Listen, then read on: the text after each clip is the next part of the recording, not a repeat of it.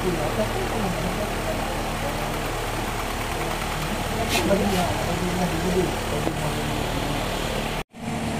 tu.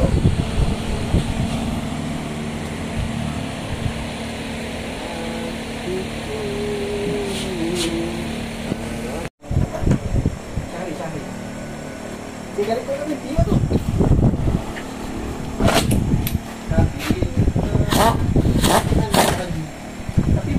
Tapi kita dulu buat lagi ni.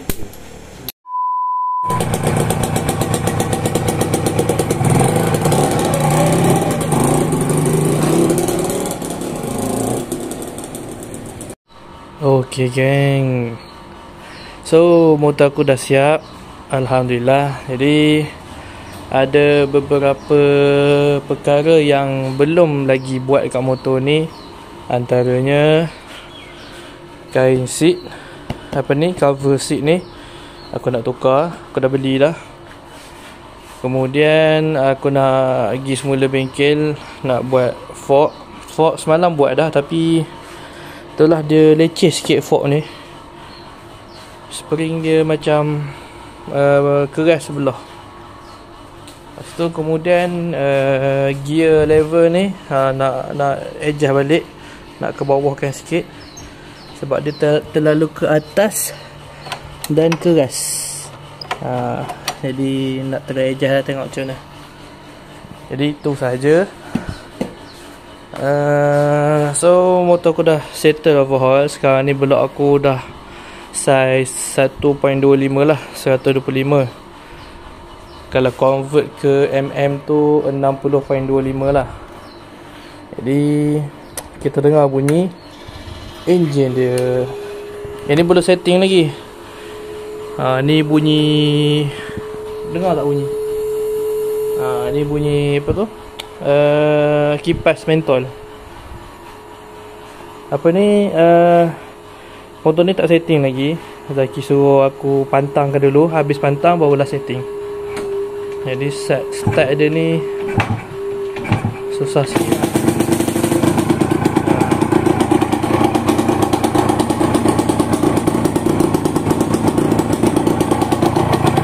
Enjin senyap.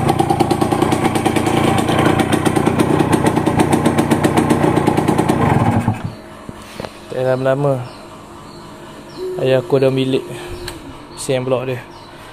Jadi enjin senyap lah motor ni. Sebelum ni kan bising kan, so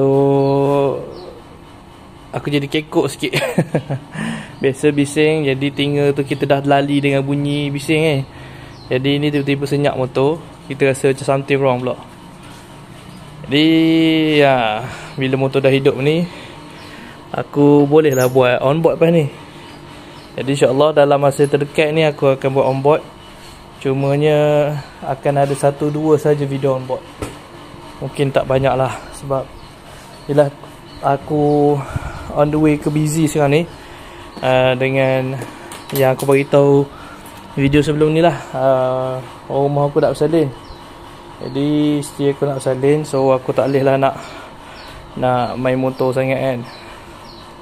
Lepas tu aku ada beli ni, aku ingat nak letak sini kan, tapi tengok macam besar sangat saiz dia.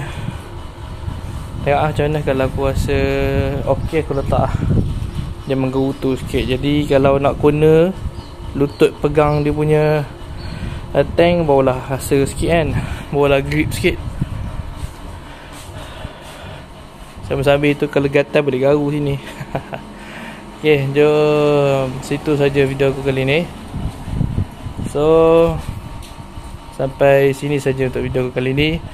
Sekejap lagi tengah hari sikit aku nak pergi ke bengkel, nak settlekan yang balance ni. So korang yang belum subscribe aku punya channel, jangan lupa subscribe. So kita jumpa di next video on board. Assalamualaikum.